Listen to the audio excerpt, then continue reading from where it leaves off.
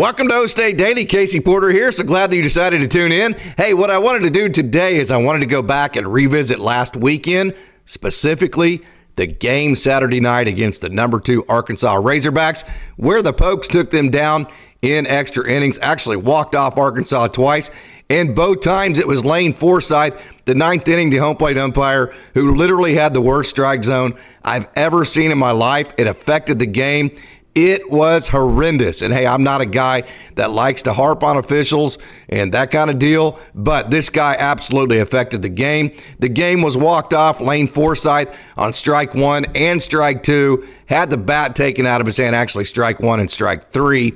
And he should have walked the game off. It should have been ball 4, and the game should have been over in regulation. Instead, the Cowboys, they have to go extra innings, and because of that, they expend pitching, they expend mental energy, and quite frankly, hey, I don't like to make excuses, but I'm going to make one in this situation. They were flat Sunday night against Oregon State. And a guy on their staff, one of their coaches, Kyle Fromke, actually was in the Dodgers organization. I had a chance to interview him and talk to him for my Dodgers Daily site. Great guy, Kyle Fromke. He's on the Oregon State staff. He understood the flatness of Oklahoma State. But I tell you what, he was very complimentary of the type of arms that OSU has and all of the ability and the talent that Oklahoma State possesses on the baseball field. So even though that was a flat performance against Oregon State, I can tell you they came away impressed with Oklahoma State. So, hey, let's not waste any more time. What this show is going to be, the Cowboys did have a good game Friday night. They beat Michigan 9-3, but this is going to be specifically about that game Saturday night because I think that game in itself deserves its own video. So let's not waste more time. Let's get right to it, and let's talk Cowboys baseball as they took down the number 2 ranked Arkansas Razorbacks.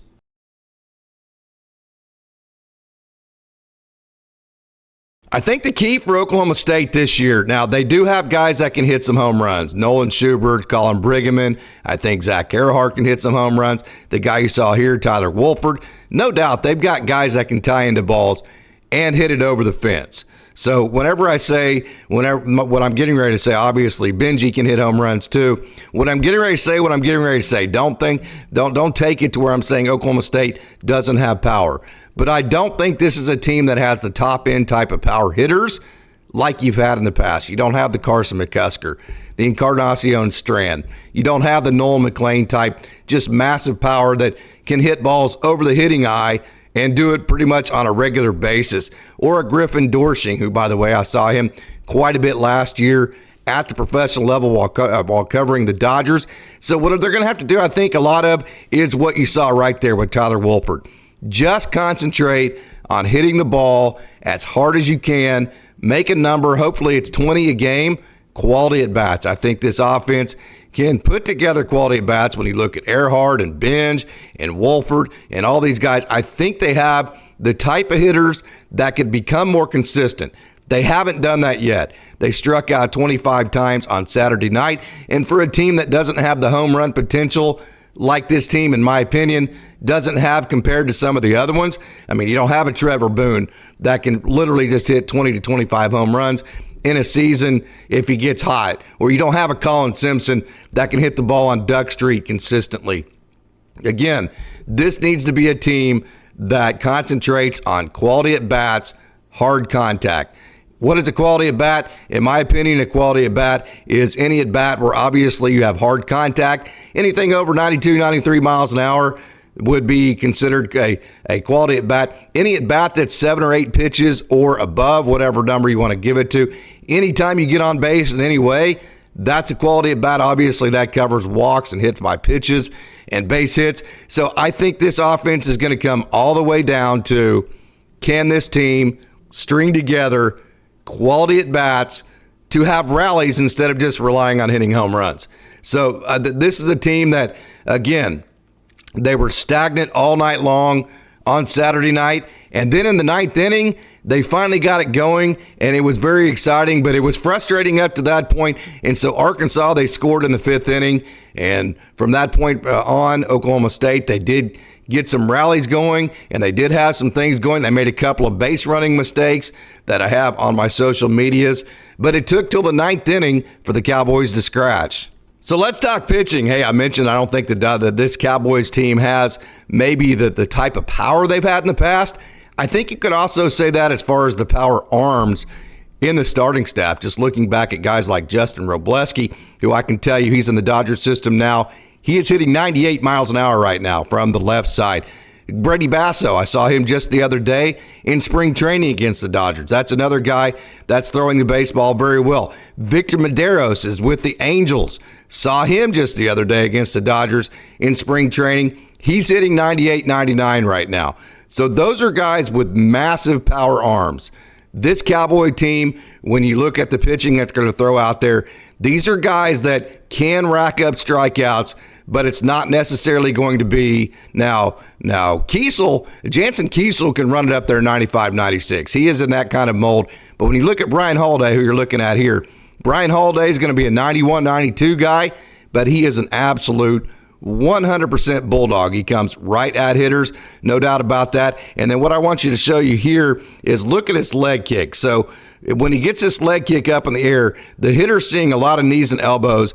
And what that does is, too, it hides the baseball. So the hitter can't find the ball. And as he comes through right here, see how he drops right there? You can't see the ball. And because of that, the ball is somewhat hidden, and it's right on top of you before you ever see it. So it's a little bit of an invisible ball for Brian Holiday, and he mixes his pitches very, very well, and he's a guy that uses what's called a lot of carry. So there's one thing that when you talk about velo, but watch this pitch. Now, scientifically, this pitch isn't rising, but the least amount that a pitch drops, the more that it gives that perception to the hitter that it is rising. That's called carry at the top of the zone. That's called ride at the top of the zone. So with advanced analytics, one of the things that pitchers are doing nowadays is that they're throwing a 4-seam instead of a 2-seam, and then they're riding the top of the zone like that. See how that pitch looked like it was rising to that hitter? So even though Holiday's only 91, 92, he obviously has very good spin rate, which allows him to get that good ride or carry at the top of the zone to get ahead of swings. Then he also has kind of a funky motion. Then he hides the ball very well. Now, see, we saw that the ride at the top of the zone, and with that spin rate, watch how this ball carries. See, for a lot of hitters, right, or a lot of pitchers that don't, if you don't have good spin rate, what's going to happen is that ball is probably going to drop about 6 inches and end up being just below the knee. But because Holiday has good carry on his fastball, watch, see how it actually gave that appearance to rise right there?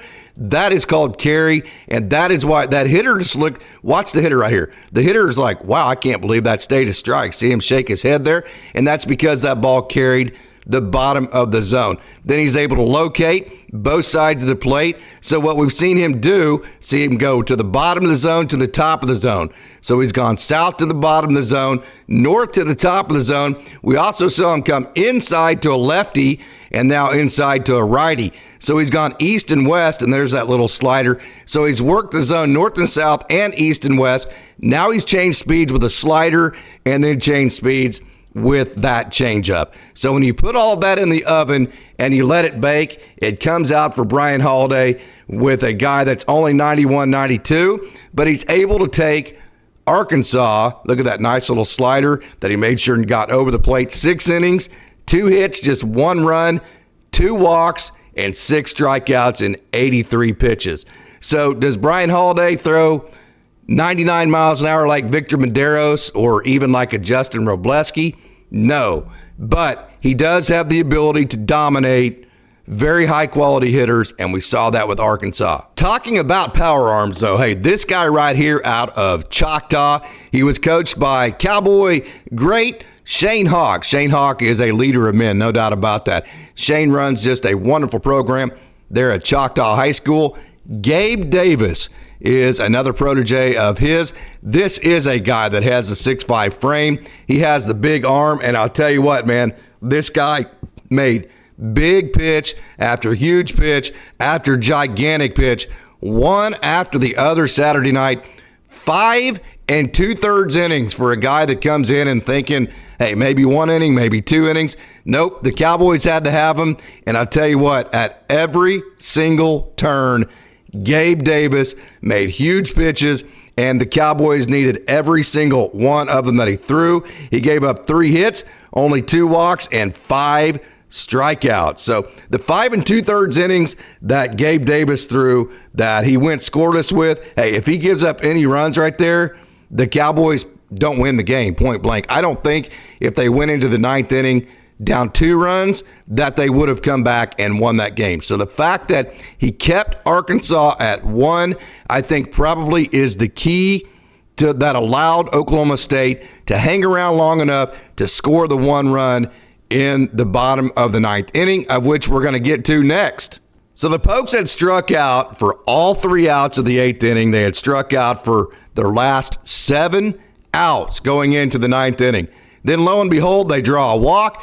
Aiden Miola comes up, and as you see right here, he absolutely comes up huge. I mean, super clutch. And man, when you look at Aiden Miola going all the way back to the Big 12 tournament last year, and even a couple years ago before he got hurt, this dude, Aiden Miola, he showed up on campus clutch, man. This guy defensively, I think, came in a little bit more advanced than he was offensively, although that's not to say anything at all negative about his offensive game. That's just to say how good he has been defensively. Back this up. Now, one thing I love about the way he hits, it's a little bit old school. Now, see how tall he is in his lower half? Right now, in today's day and game, they like guys to sink in that back hip and to get that lower knee and that lower leg drove into the baseball. And his head slotted right here in the back of his body, and then look how flat that barrel is. Typically speaking nowadays, guys like to have much more of a negative bat angle, which means they have to have higher hands. But when you look at this bat angle, look how connected this is. First of all, look how connected his head is with his hips and his back knee, and how well slotted all that is. And then look at his forearm right through his hands and right through his barrel at contact. You could not be more connected than Aiden Miola was on this swing. That literally is a baseball clinic swing, and that's why he's able to come up clutch. It's kind of like a free throw shooter with the game on the line, and you're nervous as hell, and you throw it up there. Hey, the one thing that you have to rely on at that moment, other than just being gritty and mentally tough, are your mechanics. And when you have a flat swing like that, that's going to allow your barrel to stay in the zone for a long time. That's going to allow you to do things that Aiden Miola has been able to do since he has been at Oklahoma State. So Aiden Miola, he ties the game up, and he sets it up for high drama with the bases loaded and 1 out for Lane Forsythe. So here we go. This is strike 1 on the left. I mean, strike 1, heck, that's above his shoulders right there. That's getting ready to be, I believe at the time, the count was going to be 3-0 if this pitch gets called. And then here is strike 2.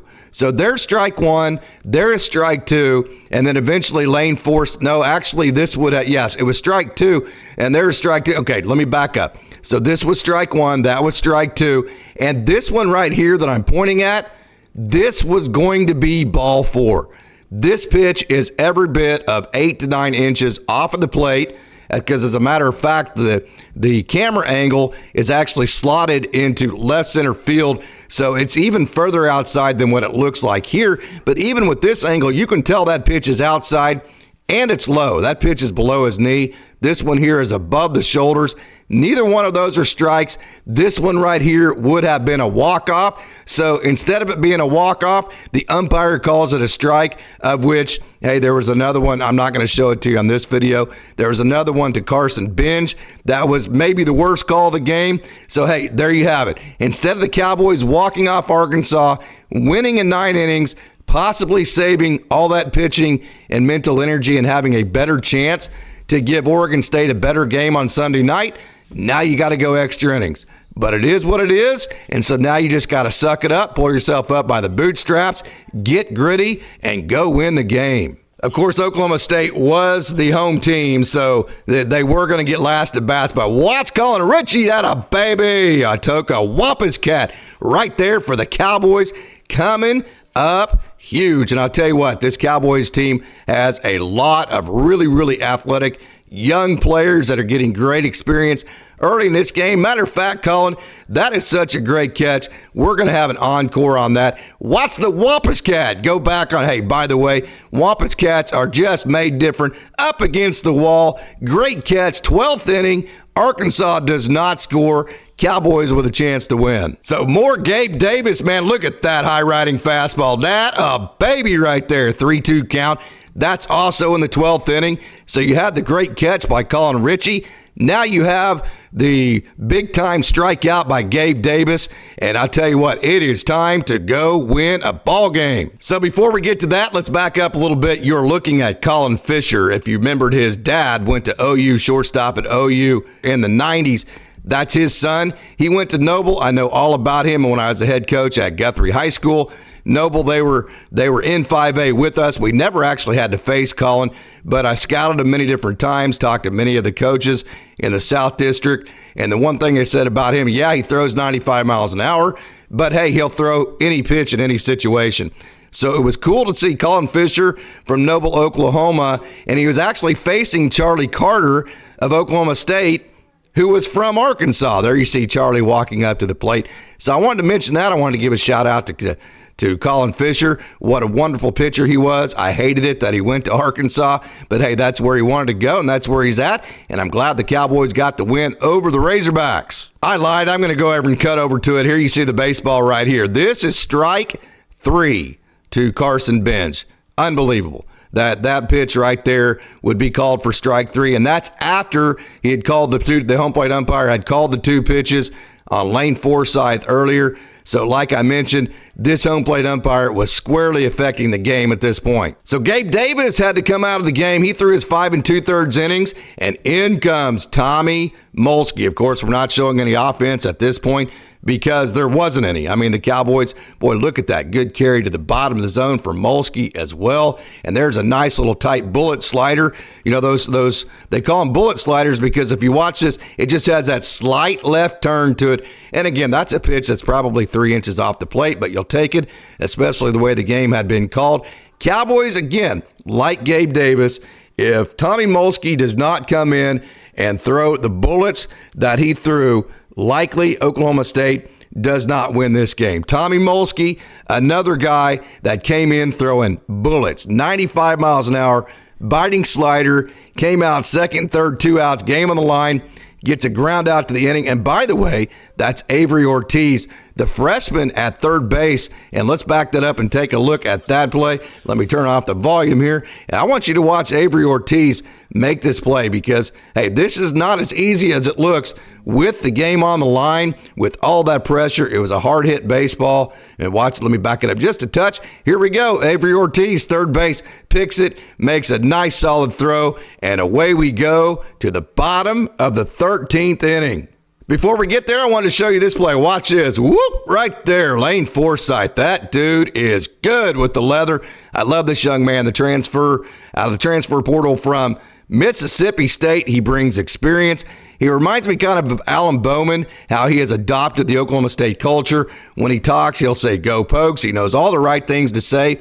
You can definitely tell that Lane Forsythe is very happy to have an Oklahoma State uniform on, and we're very happy that he had chose Oklahoma State because this dude is really, really good with the leather. Obviously, he also can do a lot of things as far as handling the bat. We saw the suicide squeeze to end the game, so I want to show you this great play by Lane Forsythe.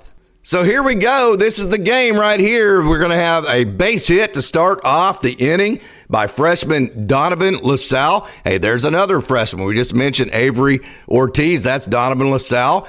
Now we're going to mention another freshman come up and get a double, and that's going to be Charlie Carter, the young man out of Little Rock, Arkansas. Hey, there's Victor Romero right there. If you remember Vic, he was a really nice catcher about 8 or 9, maybe 10 years ago. There's the double by Charlie Carter right here. I thought maybe that Mark Ginther is back, by the way. Mark Ginther was a great player out of Jinx, Oklahoma. He puts on the brakes there. Boy, and I think he probably would have been hosed. Good job, Mark. Mark went to Jinx, went to Oklahoma State, and then he has been on the staff with Randy Mazey at West Virginia and Steve Sabins, if you remember Steve Sabins. Mark Ginther is back. He is coaching third base, and we are glad to have him back. He is an Oklahoma State Cowboy through and through. So is Victor Romero. So great job, Charlie Carter. And there it is, one out. Suicide squeeze. Cowboys win. Cowboys win. What a moment. Atta baby Lane Forsyth.